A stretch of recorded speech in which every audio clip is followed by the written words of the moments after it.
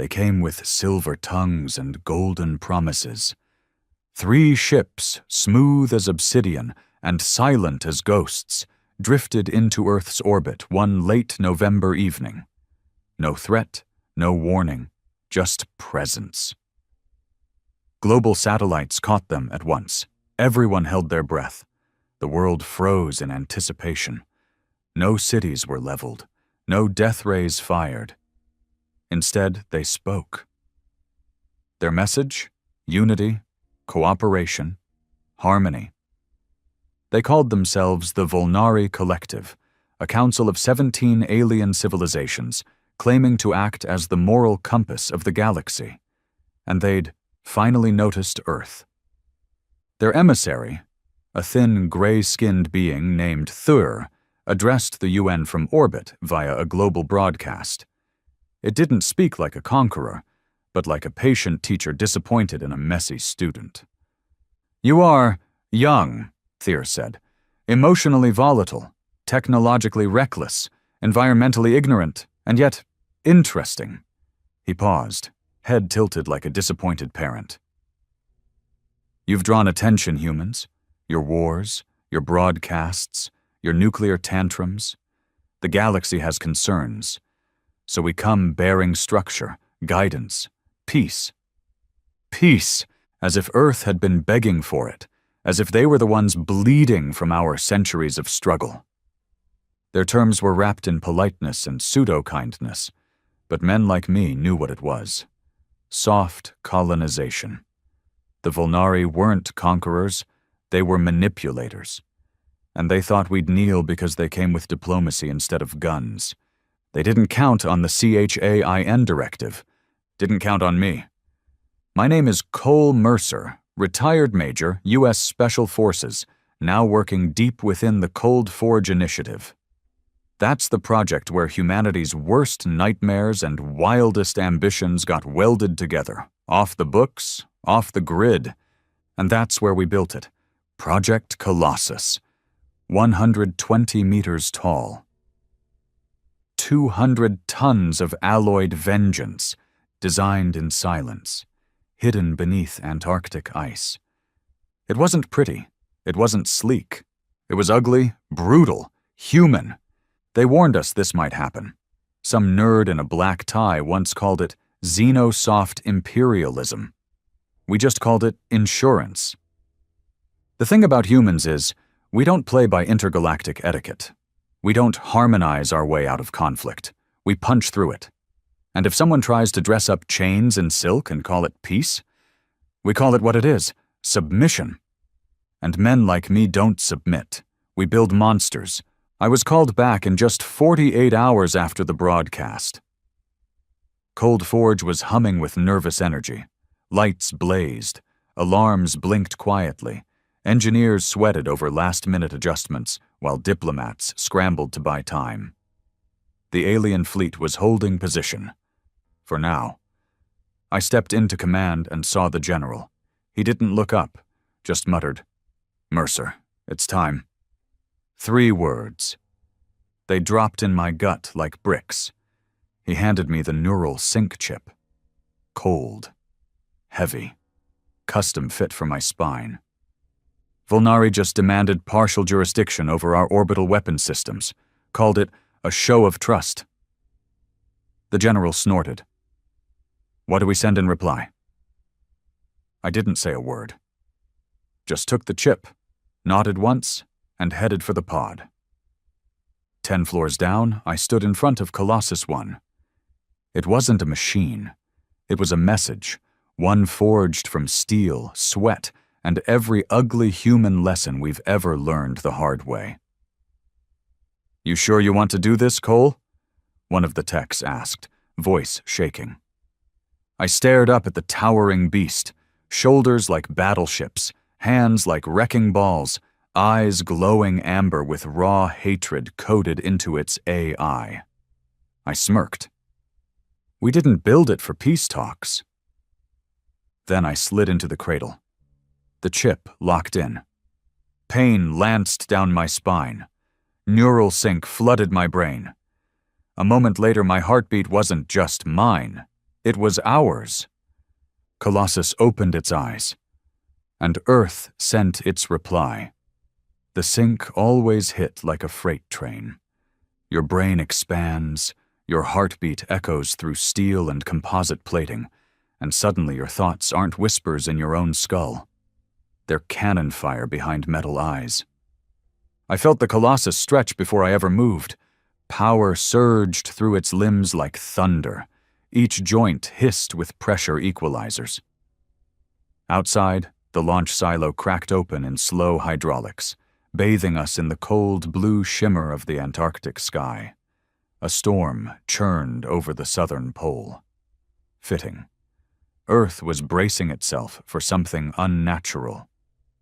"Colossus 1 online," came a voice through comms. "Neural lock achieved. Pilot Mercer status?" My mouth didn't move. The words just echoed through the system, translated into cold, mechanical confidence. "Ready to send the message." Down below, the base was in chaos. Techs running drills, officers shouting coordinates, radar arrays spinning in frantic loops. The alien fleet still hovered in geosynchronous orbit, just far enough to seem polite, close enough to remind us who really had the high ground. They had no idea what was coming. I took my first step. The ground shuddered. Miles away, ice cracked under the pressure. Cameras zoomed in from every major network. Satellites pivoted. Whole populations held their breath. And in orbit, the Volnari fleet adjusted slightly, almost like they were leaning forward, watching. Their arrogance was going to cost them. The first to panic weren't the aliens. It was Earth's own politicians. Diplomats stormed into comms rooms screaming bloody murder. The UN General Assembly started emergency sessions. Some jackass prime minister tried to call it a premature escalation. The President of the United States, however, said nothing. Because she knew. She'd signed the directive. CHAIN didn't operate under democracy.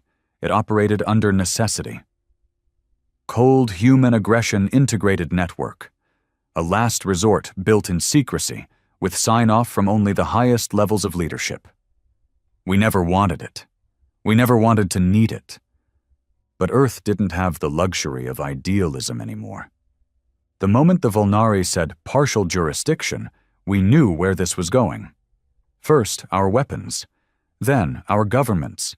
Then, our history, our culture, until all of humanity was a hollowed-out version of what some Xeno Council considered acceptable. No thanks. I took another step, then another. Each one faster. More fluid. The cold air screamed past as I pushed Colossus into a run, leaping from the glacier edge and into the launch rail that stretched 40 miles downrange toward the orbital lift cannon. It was buried under fake mining equipment, decades in the making. As I locked into the mag line, Earth trembled. Not with fear, but with will. We'd been underestimated for the last time. The alien ships began to respond when I was halfway down the launch rail, my HUD lit up with interference. "Pilot Mercer, incoming signal from Volnari primary vessel, broadcasting in 10 dialects. They want to speak." I ignored it. "Mercer, command here. They're demanding an explanation. They say this looks hostile." "Looks hostile?" I barked back through the system. "Tell them this is hostile." Silence on the line. Then the general himself came back. "Copy that." There was a cold satisfaction in his voice. A moment later, my forward trajectory reached the cannon gate. Inside, the chamber pulsed with energy. They'd told us it wouldn't work. They said the mass was too great, the risk too high. But I'd personally helped the engineers design it. Colossus wasn't just armor and rage. It was meant to fly, and now it would. "Final override," I muttered. "Colossus 1 requesting orbital launch. Target, Volnari command vessel." A voice came back, shaky, young, terrified. "God help us all." I leaned forward. "Number, just help me aim." The cannon fired. The entire sky ripped open. A seismic wave shattered the crust of surrounding ice sheets. Steam exploded from the rails. Fire spiraled up into the clouds, and I shot into the sky with one goal and one target: show them what humans really are. The blackness of space wasn't silent through Colossus. The sensors hummed, vibrated, screamed under G-force. I could see the curvature of the Earth behind me, see the burning atmosphere swirl off my frame like smoke from a god's warhammer. And up ahead, those sleek, floating liars. 17 ships, each one shaped like a predator wearing jewelry. They weren't warships, not in the traditional sense. But they had defenses: drones, energy fields, magnetic disruptors. The problem was, they were built to subdue, not to survive a charging steel titan driven by human rage. "Engaging Volnari flagship," I said flatly. "Advise all civilian craft to clear orbit in Sector Kappa 6. There was a pause on comms. Then the general's voice. "Make it count."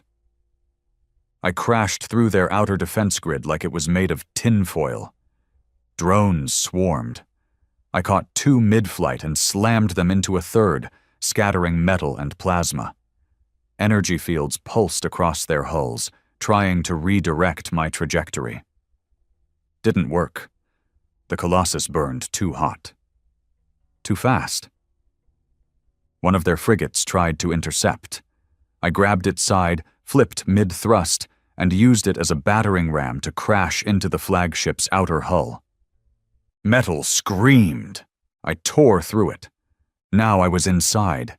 Alien corridors stretched in curves and violet light. Gravity distorted. Alarms blared in some alien frequency that grated against the spine. Dozens of Volnari foot soldiers flooded the interior. Tall, thin, elegant, all speed and neural comms. Didn't matter. I activated the internal servos. Colossus's arms snapped out wide. 2 sonic blades emerged from its forearms, vibrating at frequencies strong enough to slice concrete. I didn't fight them like soldiers. I cleared them like vermin. They screamed in signals I didn't care to understand. This wasn't diplomacy. This was humanity giving a final, brutal reply. "We see your peace, and we raise you war." I reached the command chamber. Thur was there, still calm, still dressed like some galactic monk. Behind him floated 10 other ambassadors, ethereal, translucent, too fragile for the gravity they'd imposed. He looked at me through the Colossus's cracked visor. No fear, just disappointment. "You had a choice, human," he said into the chamber. Colossus translated automatically. "You could have elevated yourselves. You could have grown past this barbarism." I took one step closer. The floor buckled. I responded through external speakers. "And you could have left us the hell alone." Thur tilted his head. "We gave you an option." "No," I growled. "You gave us a leash." Then I raised the Colossus's arm, charged the fusion core. And I made my statement. The flagship ruptured in 3 directions. I jumped, freefall into vacuum. No sound, no gravity, just drifting wreckage and the slow-motion beauty of chaos. Back on Earth, people would be screaming, cheering, weeping, all of it. But up here? Silence. Cold satisfaction. 1 ship down, 17 to go. Except they didn't retaliate. They backed off. The entire Volnari formation rotated in slow, synchronized withdrawal. My comms exploded. "Mercer, they're pulling out. Repeat, Volnari ships are pulling back into high orbit." I grinned, teeth bloody from the strain. Yeah, they finally got the message. Down on Earth, the world was split. Some leaders condemned me. Others declared a planetary holiday. Protesters marched with signs reading "Mercer the Mad." Others painted my face on walls next to slogans like, humanity answers in fire.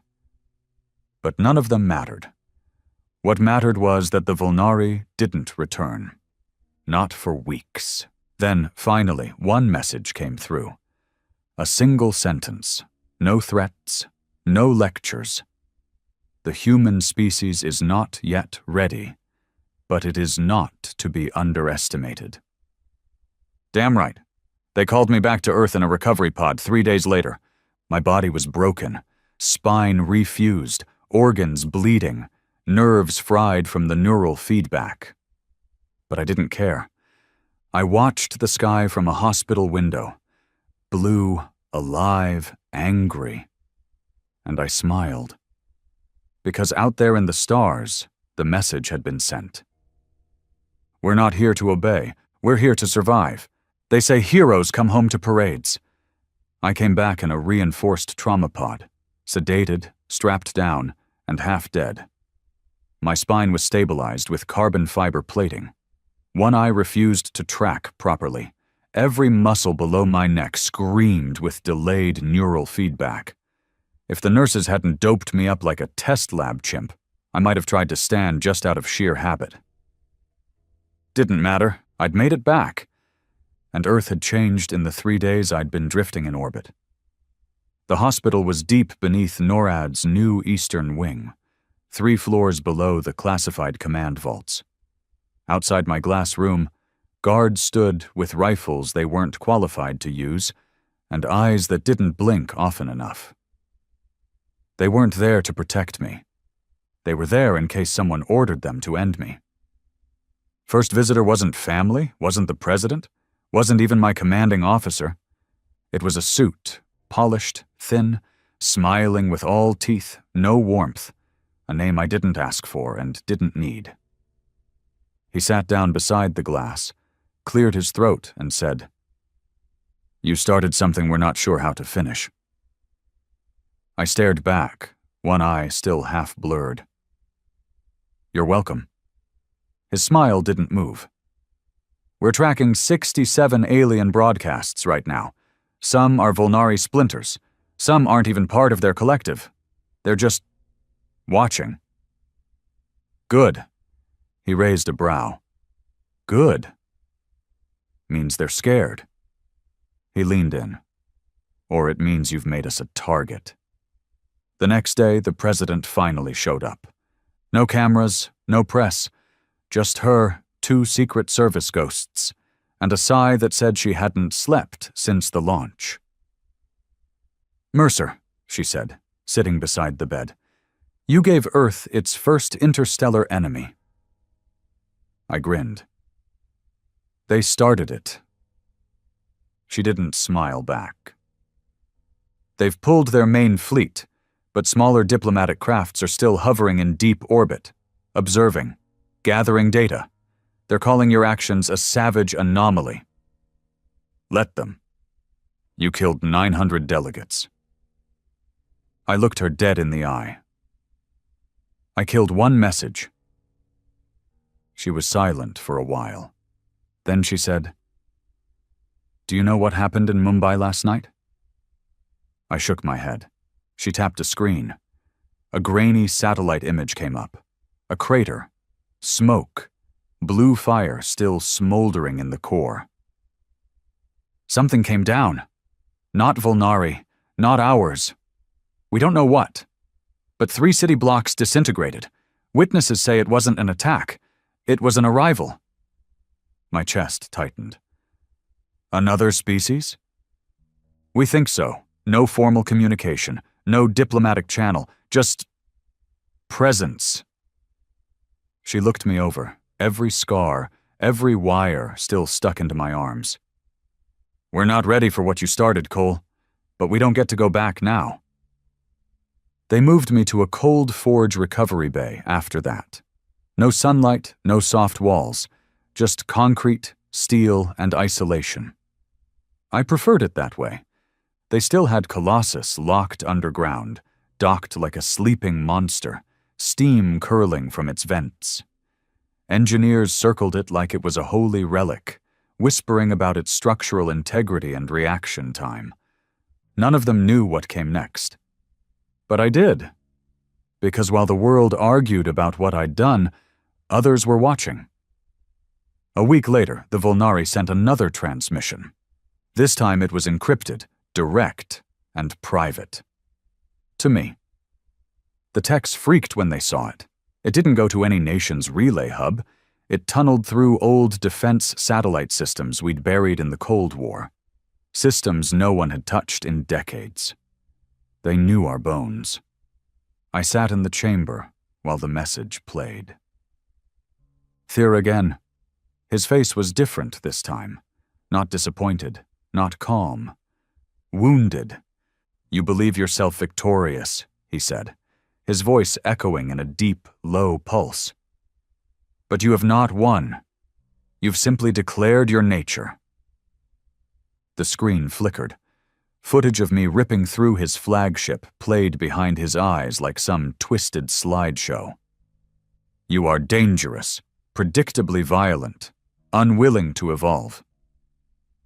He paused, his head tilted slightly. "That is why others will come, not with diplomacy, not with unity, but with tests." My blood ran cold. "The galaxy breeds things that feed on chaos, Mercer. You have called them." Then the feed cut. No signature, no return channel, just a dark room and the cold realization that my war wasn't over. It had just woken something worse. 3 days later, it landed. Not in New York, not in London, not in Beijing. No, this thing chose the middle of nowhere, a South African desert, uninhabited and dry enough to erase footprints before they cooled. The craft wasn't a ship, not in the way ships were meant to fly. It looked grown, not built, organic plating, black spines curled around a core that pulsed like a dying heart. It didn't glow, it leaked light. And when teams approached, it didn't respond, until someone got close enough to breathe on it. Then it unfolded. One movement, no warning. And it took 30 men. No sound, no blood. They were just gone. The footage hit Cold Forge within the hour. I watched it on loop. The way it moved, the way it knew. Not just aggression, not just defense. Assessment. The new visitor wasn't here to talk. It was here to see what kind of animal had barked loud enough to shatter a galactic order. They brought me to the war room 2 hours later, sat me down beside generals I didn't recognize and scientists who looked like they hadn't eaten in days. On the screen, the creature, still parked in that desert, still pulsing. The president stood at the front, no security this time, just her voice. "This isn't diplomacy anymore. This is pressure." One of the scientists chimed in. "We believe it's a probe, a biological one, grown to adapt, to assess threat level. Our drones are picking up frequency patterns that match no known comm structures." "Then how do we respond?" someone asked. She looked at me. "We send a bigger message." I stood. Colossus. They launched me 12 hours later. This time I wasn't aiming at orbit. This time I was going straight to Earth's dirt. The South African sand cracked under Colossus's impact. Miles of it turned to glass from the pressure. I stood there, 120 meters tall, staring at a living ship made of black bone and muscle. It turned, it watched me, and I felt it. Not fear, not hate. Curiosity. That's when I knew this wasn't the real enemy. This was the first scout. Colossus stepped forward. The creature unfolded like a flower made of blades. No face, no eyes, just a core that pulsed in time with some alien rhythm. It didn't speak. So I did. "This is Earth," I said, voice booming through Colossus' chest. "This is your warning." It charged. And for the first time, I felt outmatched. It moved like a shadow wrapped in lightning. Claws ripped into my shoulder plate before I could bring the arm up. Sparks flew. Internal hydraulics screamed. The HUD flashed warnings in red across my eyes. I countered with a left hook, slamming into what felt like liquid stone. It bent but didn't break. I deployed the sonic blade, drove it into its side. It shrieked. Not with sound, with data. A wave of images hit my mind. Planets burning, stars swallowed, languages screaming across dimensions. My skull felt like it was tearing open, and then it reformed. The wound closed in seconds. Back at command, they screamed in my ear. "Mercer, abort! It's adapting! It's learning your tech!" I looked at the thing through cracked lenses. Number not adapting. Studying. Every move I made, it didn't just counter, it absorbed. I was a test, nothing more. I triggered the failsafe. Disengaging AI limiter. A warning blared through the system. "Are you sure? Core systems may overheat." Yes. Fusion core unlocked. Colossus burned brighter than ever. I wasn't piloting anymore. I was merged. A symbiosis of rage and steel. A titan forged by generations of war. And I was done being studied. I slammed into the creature with everything. Fists, blades, shoulders, full-thrust rocket impact. I drove it into the sand, cracked its chest, forced the blade deeper. It screamed again. This time it echoed. From the sky, I looked up, and I saw them. Not one, not two. Dozens. All descending, all shaped like that first one, all pulsing in sync. I whispered into comms. "We have a problem." Command didn't reply. I don't think they could, because humanity had lit a flare into the stars, and something other had seen it. The sky above South Africa turned black, not night black, swarm black. They descended like falling stars with no flame, organic, smooth, silent, each one just like the first.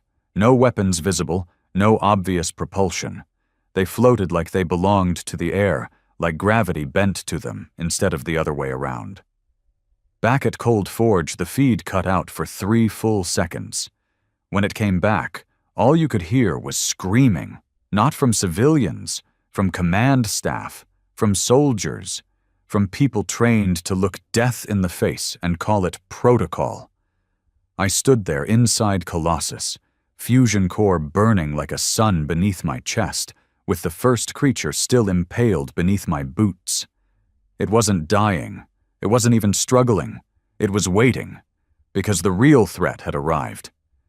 A voice came through my comms, raw, static-filled, strained under some external interference. "Mercer, we count 37 incoming life forms. 42. 49. Shit, it's a full-scale insertion. They're deploying probes by the dozen." Then a deeper voice, one I hadn't heard in weeks, the general. "Mercer, listen carefully. The president just activated Sky Protocol." My blood ran cold. Sky Protocol wasn't a defense plan. It was a burial order. Sky Protocol was meant for extinction events.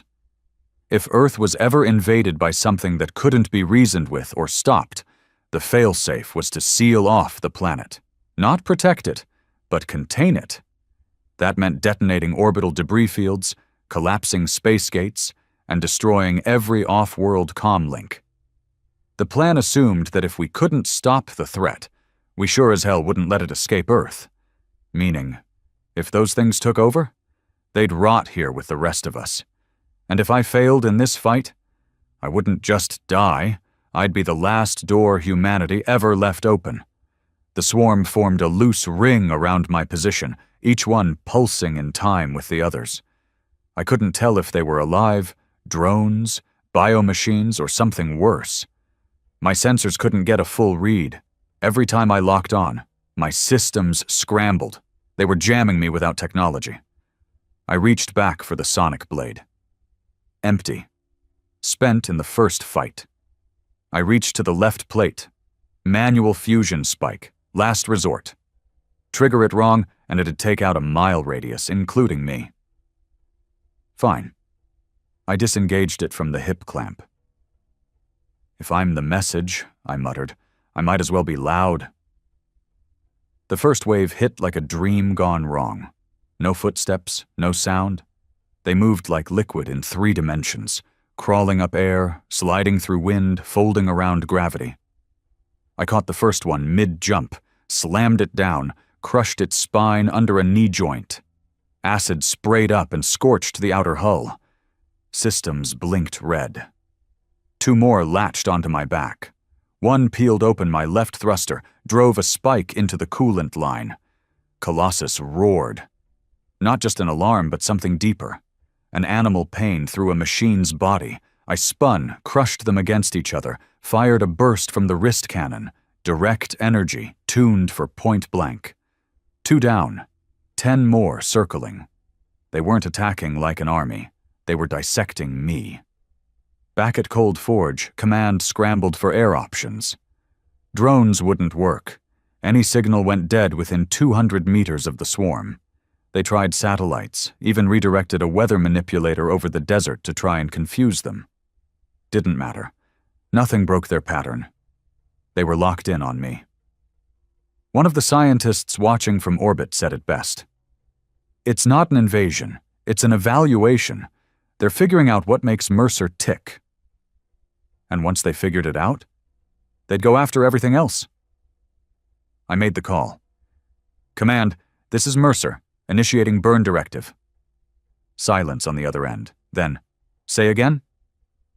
You heard me, burn it. They hesitated.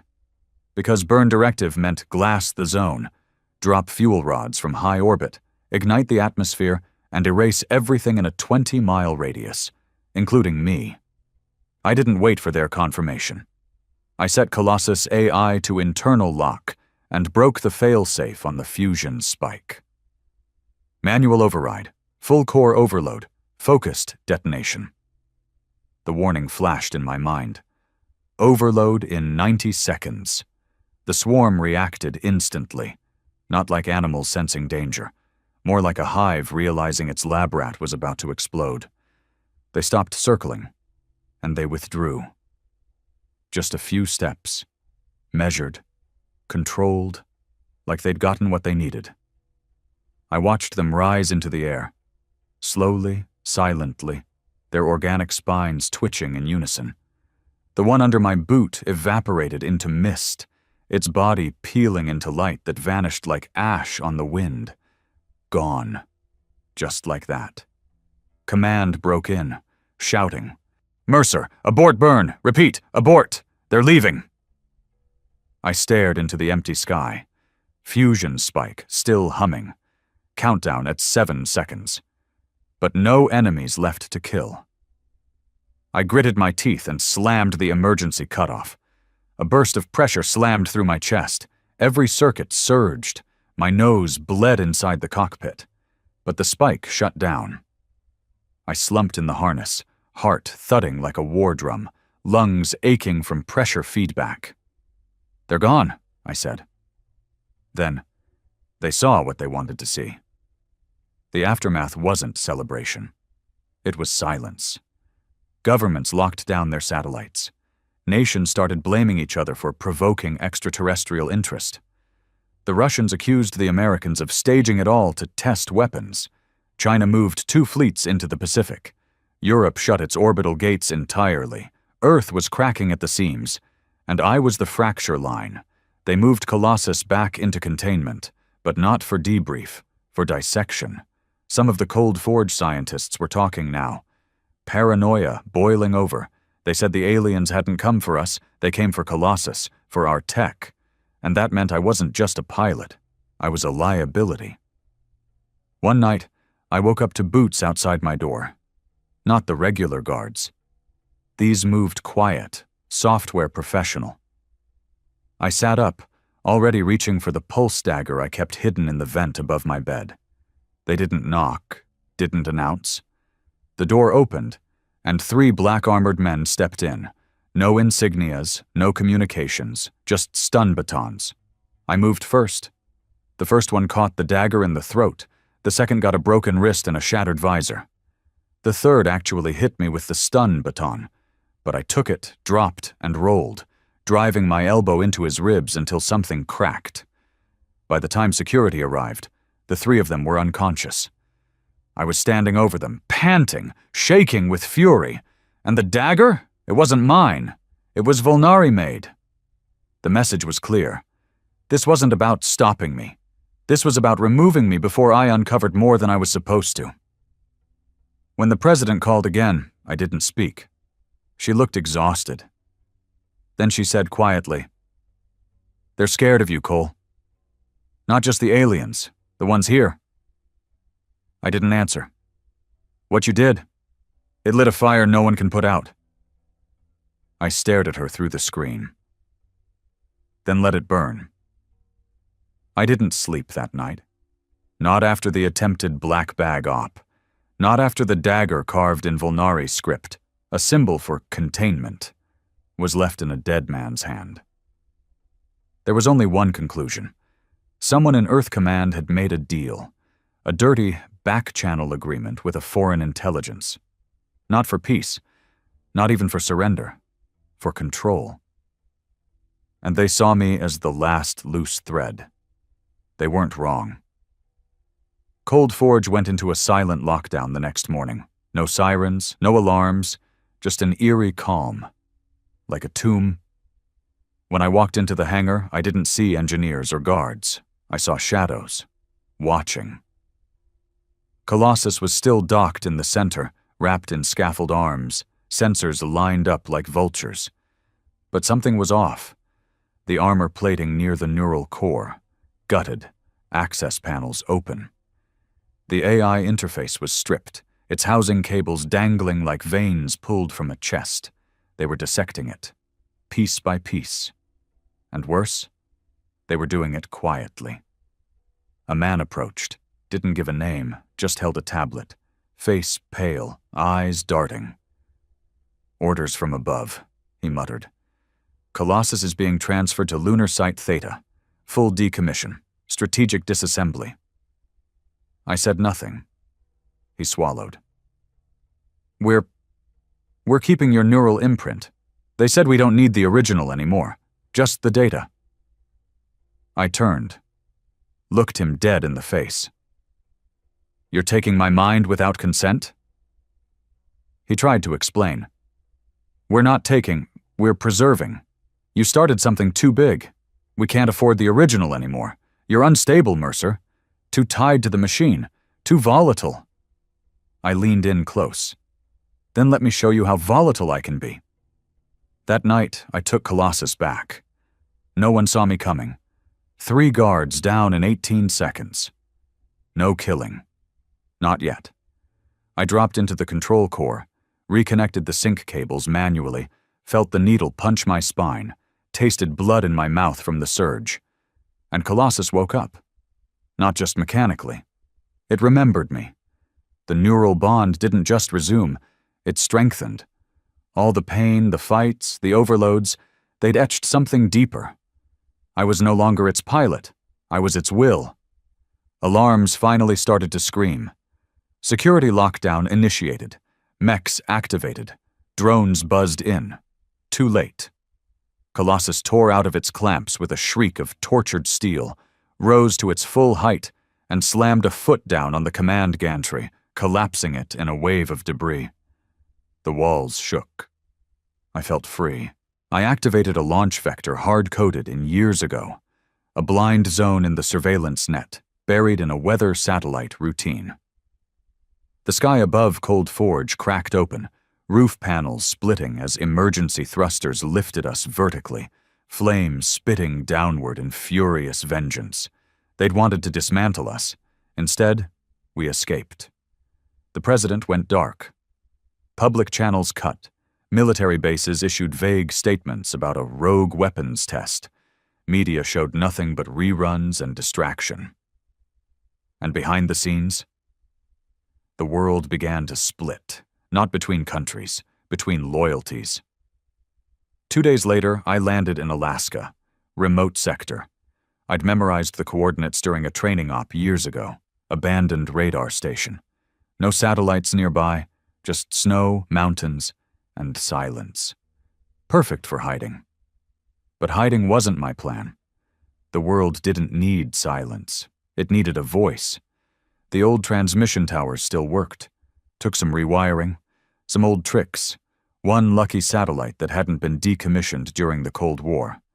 And I sent a message. Not to command, not to politicians, to everyone. The broadcast went live at 6:37 p.m. Eastern Standard Time. It hijacked comms worldwide for 2 full minutes before they could shut it down. My face, Colossus in the background, the sky behind us streaked with auroras, and my voice, raw and direct. This is Major Cole Mercer. And I'm still alive. I'm not here to apologize. I'm not here to hide. I stood up when others bowed. I struck when others begged. And now they want to erase me, because they made a deal. Not for peace, for power. The aliens didn't conquer us. We sold ourselves before they ever fired a shot. I'm telling you the truth. Cold Forge is compromised. Earth Command is fractured. A Shadow Council exists, and they want to hand over control of our planetary defense systems to external advisors. That means aliens. That means subjugation dressed up as guidance. But not all of us agreed. Some of us are still human. If you're hearing this, you have a choice. Kneel or fight. I'll be waiting. The world lost its mind. Within hours, governments scrambled to label me a rogue element, a traitor, a delusional warmonger suffering neural degradation. But the people? They heard something else. They heard truth. The broadcast leaked on pirate channels, was replayed in dark web forums. Officers across multiple divisions refused orders. Even some Cold Forge scientists vanished without a trace. Rumors said they were heading north, toward the mountains. Toward me. I built a camp, set up perimeter scanners, repaired what I could on Colossus with scrap and old military parts. The armor was scorched. The legs still stuttered on full weight shifts. But the core burned steady. It always had. Just like me. And then he showed up, out of nowhere. No heat signature, no footfall. Just appeared at the tree line. A man, middle-aged, clean suit, hands folded behind his back. He stepped forward like he wasn't afraid, and said, "They were right about you." I stood slowly. "Who the hell are you?" He smiled softly. "The cleanup crew. We're not Volnari. We're something older, something watching from a little further out." My fists clenched. "You part of the Shadow Council?" He laughed. "No, Cole. I'm the reason they exist." I drew my sidearm. He didn't flinch. "I'm here to make you an offer. One time only." "What kind of offer?" He pointed to Colossus. "That isn't enough." I raised the pistol. "It's enough to tear you in half." He shook his head. "But it's not enough to stop what's coming." I stepped forward. "You think I'll work with you?" He shrugged. "You won't have a choice." Then he was gone. Just like that. Back inside the cockpit, I sat in silence. Something was rising. And for the first time, it wasn't aliens that scared me. It was us. The pieces behind the curtain. The human hands pulling strings on both sides of the war. Feeding the Volnari just enough access.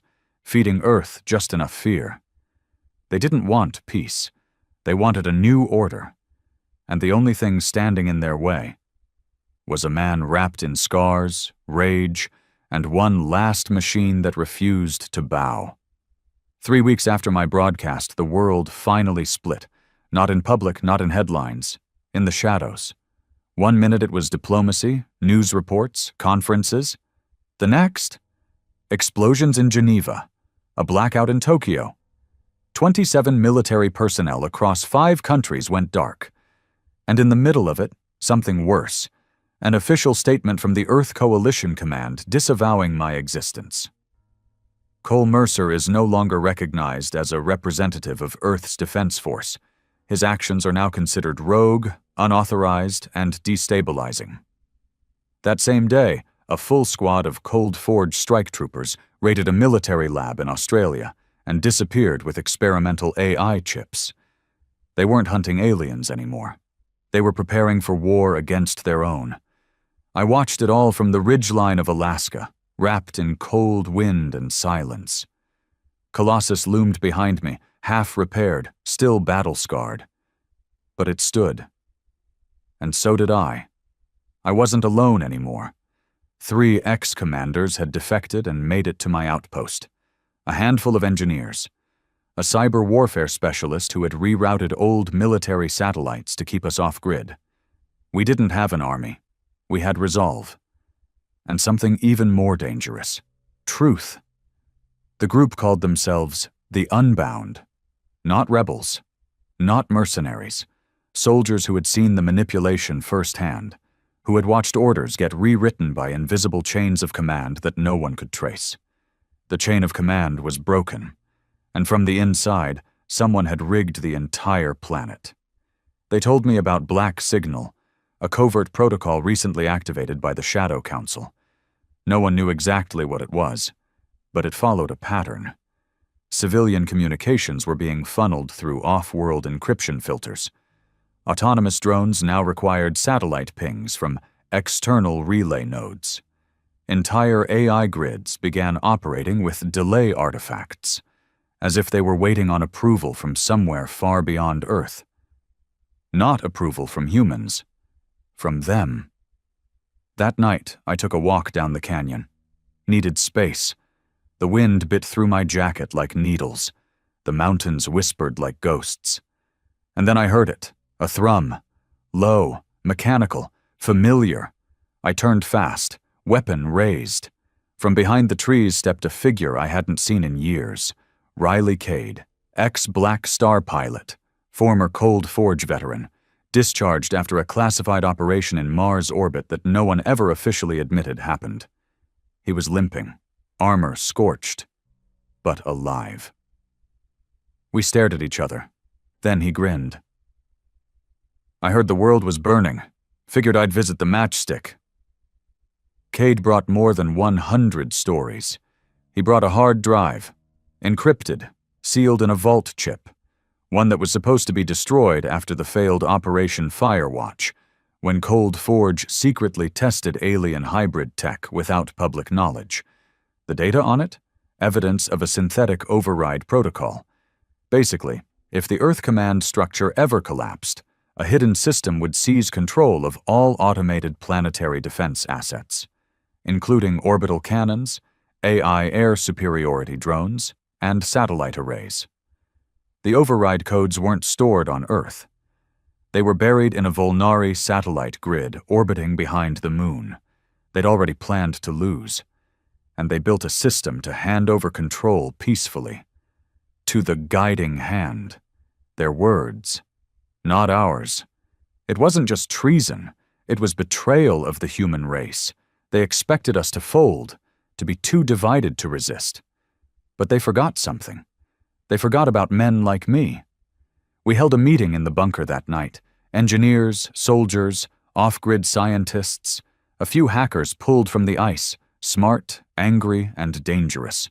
I say we crash the override, Cade said. Won't work, one of the hackers replied. It's not just code.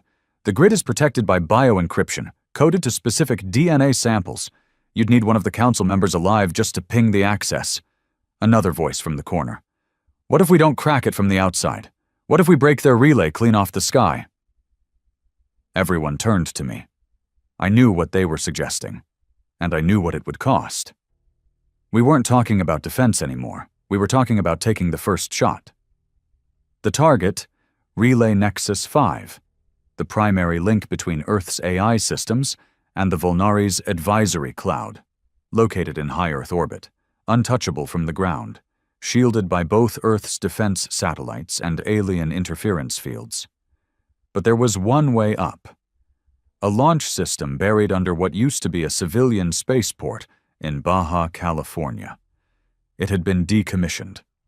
Until recently. We intercepted communications. The Council had reactivated it. They were preparing a new batch of defense advisors for direct interface. They weren't just sending more diplomats. They were sending control units, the kind that didn't need permission, only access. The plan was reckless, impossible, perfect. We'd steal the launch site, override the pad, and fire Colossus straight into orbit using the old emergency lifter.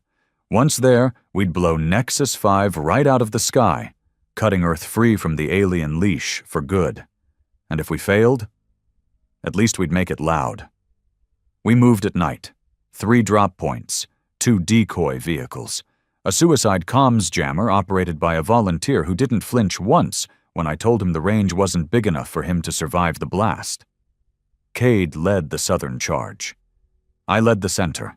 Colossus was split in cargo pods, hauled by refurbished stealth helis that buzzed low over dead highways and shattered towns. The world was falling apart. Governments were collapsing under their own weight. Cities were barricading against foreign influence. And we? We were just trying to keep Earth human.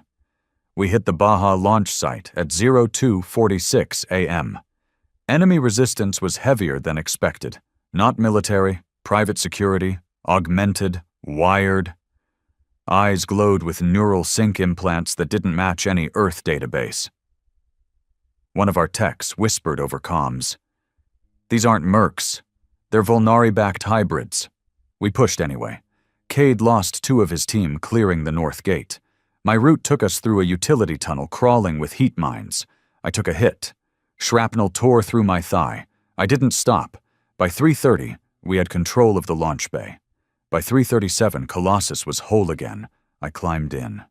Synced. The burn hit me like a resurrection. Old pain flared. New rage followed. And I said the words I never thought I'd say again. Launch in T-minus 60. The pod doors opened. The lifter ignited. And Earth trembled once more. As we rose, I looked down one last time. At the planet I was about to fight for, and I made a promise, to no one, to everyone. They wanted a slave world. We'll give them a graveyard instead. The sky turned black, then white.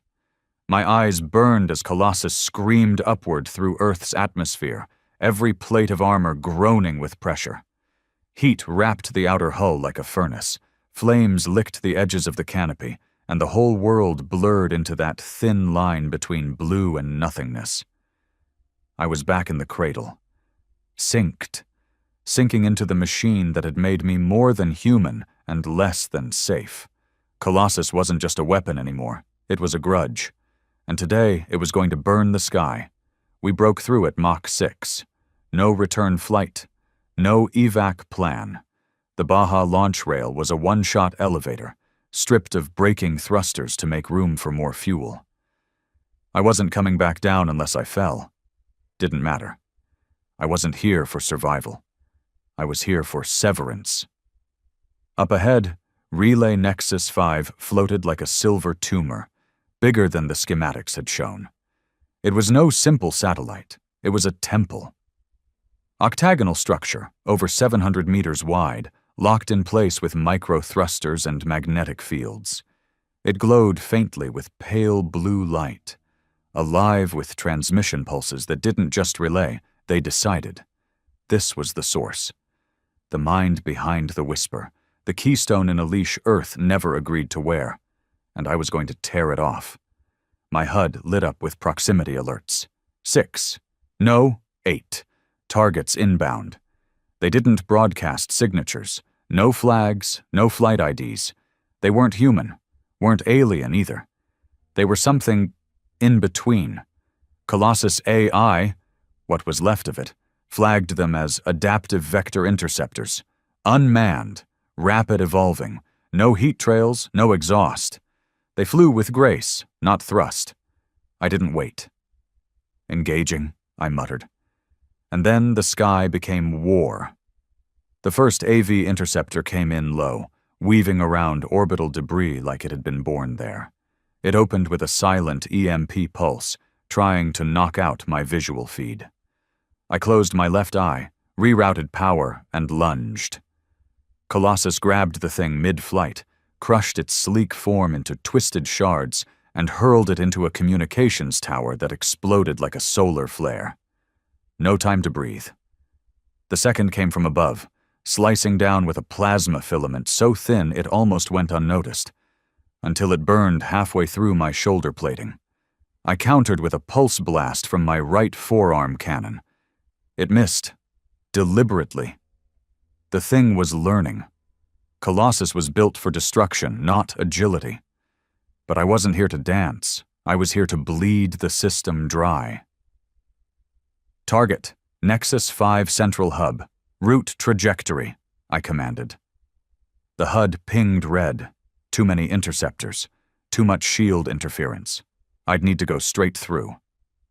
Override manual control. Prioritize ramming sequence. The AI hesitated. Warning. Direct impact may result in total pilot fatality.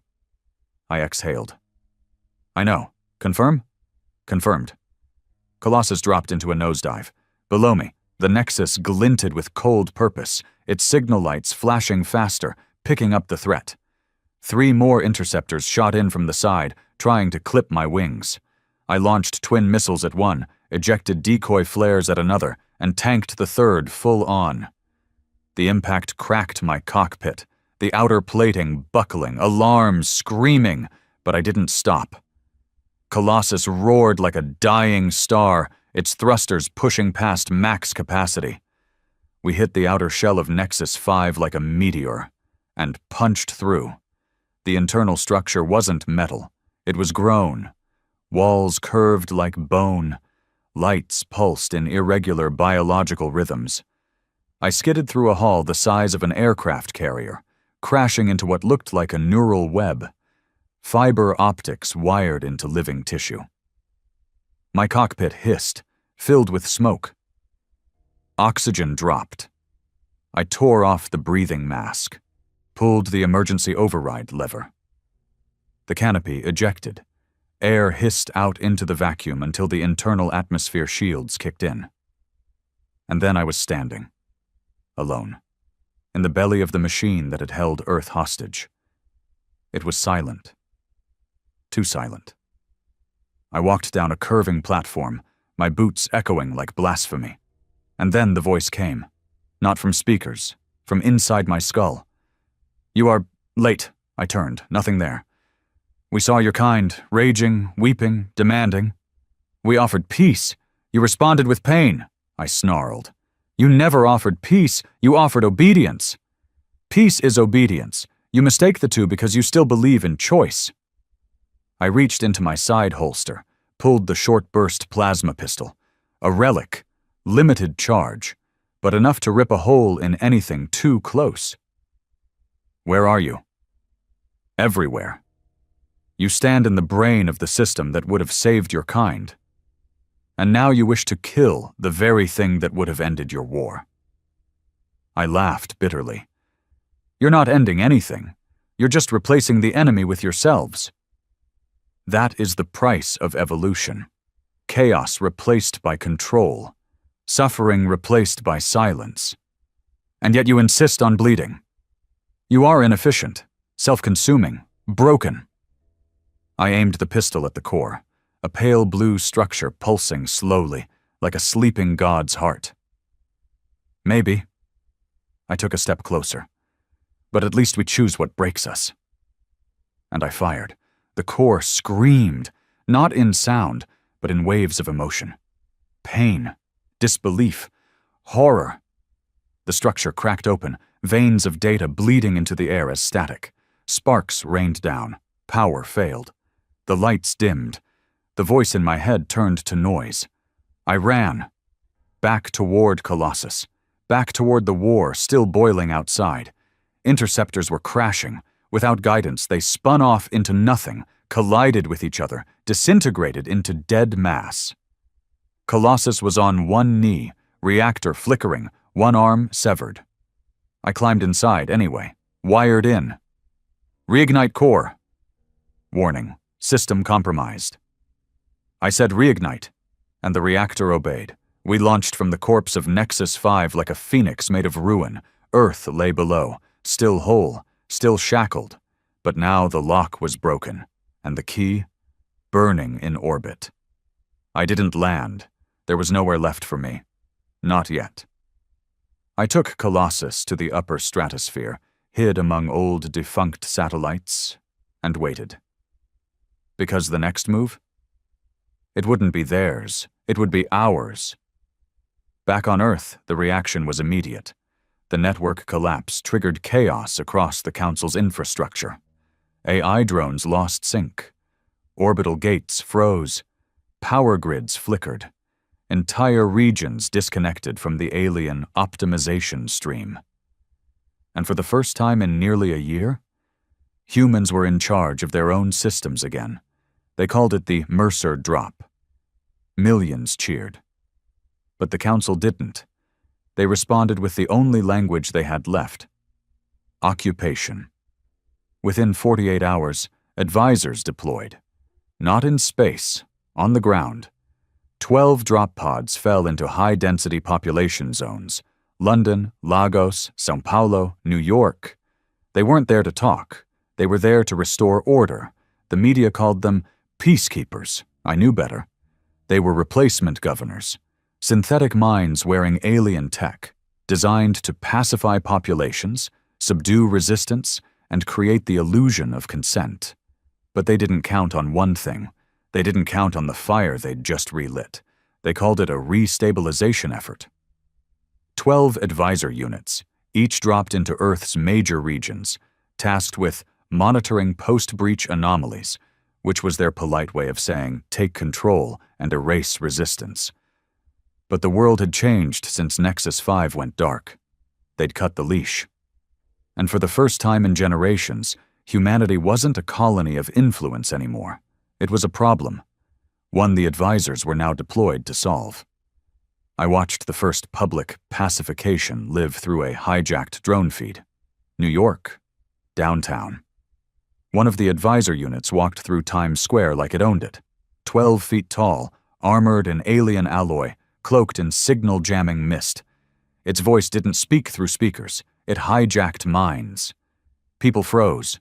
Some obeyed. Some dropped to their knees like it was holy. The rest disappeared. Not killed, just deleted. Reality trembled for a second where they had been. And then, nothing. Like they were a bad line of code erased mid-execution. I gritted my teeth. Not again. I brought Colossus back to Earth 2 days later. No authorization, no support, no backup, just a one-way descent toward the one city where the Council thought they'd already won. London. That's where the Command Advisor set up its hub. Deep beneath the ruins of Parliament. Layers of pulse shielding, defense grids, repurposed Earth drones reprogrammed to act as enforcers. The British government had fled to bunkers. But I wasn't going underground to negotiate. I was going down to rip out the rot. The Unbound were already active in the area. Small cells, disorganized, scattered. But when I landed, their comms lit up like wildfire. Mercer's here. They'd heard the stories. The escape from Cold Forge, the Nexus kill, the orbital stand. But now they saw it for real. A mountain of war steel crashing through London's dead skies, engines screaming vengeance, and footsteps shaking the old world order from its hollow shell. People didn't need orders. They just rose. We launched the final assault on daybreak. They came from alleys, sewers, shattered churches, rooftops, armed with old rifles, jury-rigged mechs, EMP launchers stolen from collapsed police stations. They had no chance against an advisor. But they weren't there to win. They were there to break its rhythm. I was the hammer. They were the blade. And together, we turned London into a storm. The advisor stood in the crater that used to be Westminster Abbey. Its body gleamed in the ash light. Limbs split into modular tools. Its chest opened and revealed a prism, pulsing, watching, absorbing. It didn't speak in words. It just projected a message across every mind in the city. You had your chance. This is mercy, not subjugation.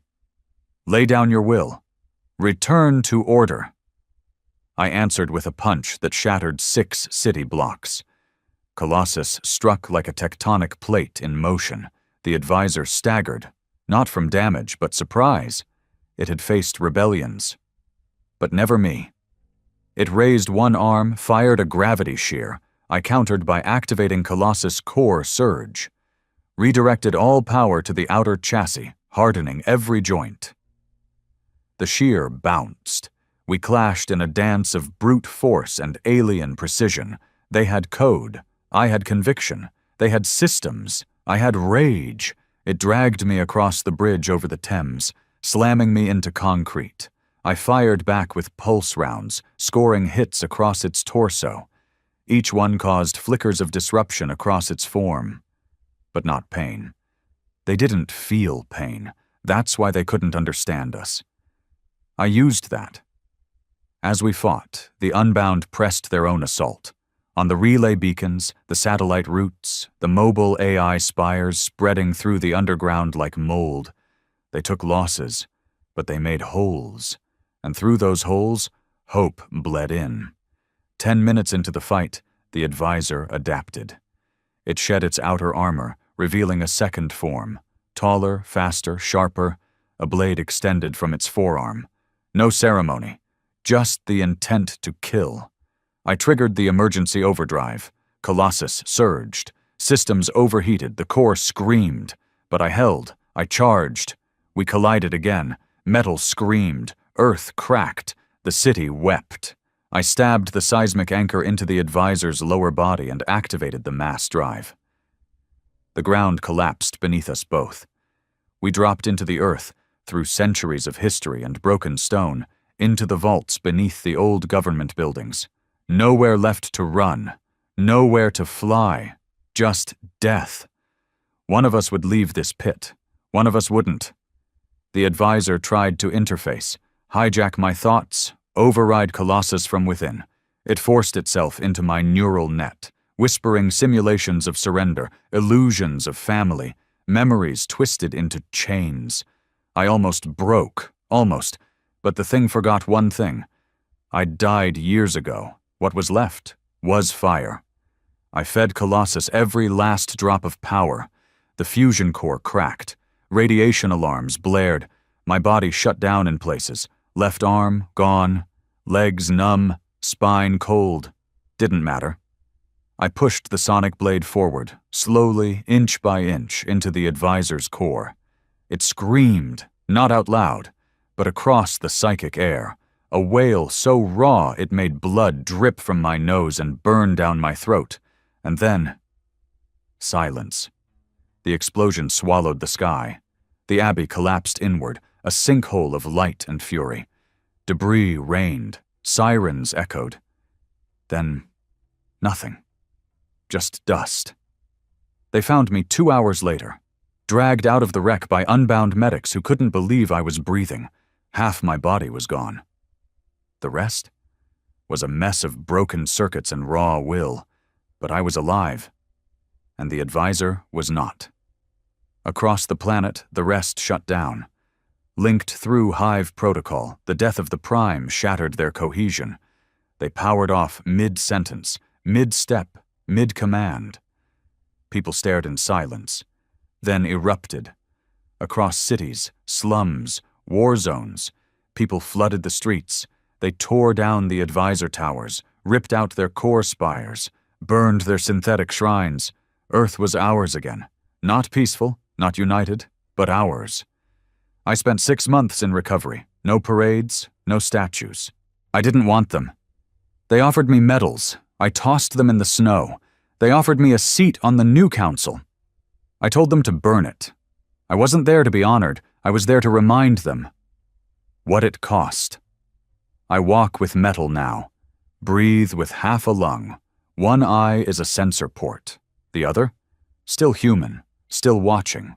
And somewhere out there, beyond the stars, they know what we are now. Not compliant, not soft, not evolved. We are what we've always been, flawed, fierce, free. And the next time someone sends diplomats, we'll answer again, not with submission, but with a Colossus-class statement.